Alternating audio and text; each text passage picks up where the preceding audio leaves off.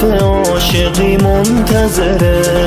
خسته شده بیچاره دلم، بین دو راهی درگیر چشام. هم تو رو میخوام هم نمیخوام، تو رو میخوام چون تکی، ولی هزار خاطر خداری نمیخوام. احساس آرامش تو قلبم پیدا شد از وقتی که چشام با تو روبرو شد. خوبه یکی پا به پا دیوونگی کنه، یادت باشه تو رو فراموش نکنه، تو هر شرایطی کنارت بمونه، که مرد باشه چشاتو گریون نکنه.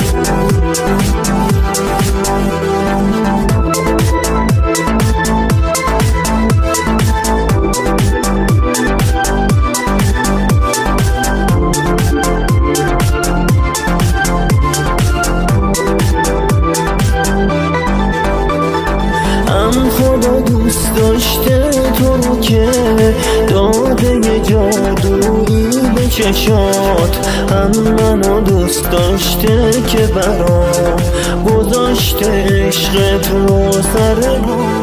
خوش به حال دلی که شانس داره، غم نداره تا که تو رو داره. یه بی نظیری و پدیده ای، خوش سلیقه اونی که با تیاره.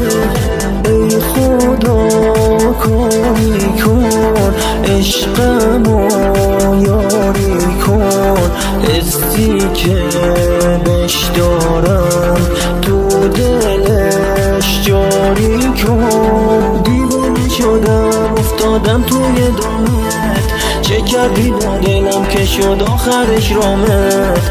میخوام برا تو بذارم سنگ تموم، همه جور تا باشه دنیا بکنه.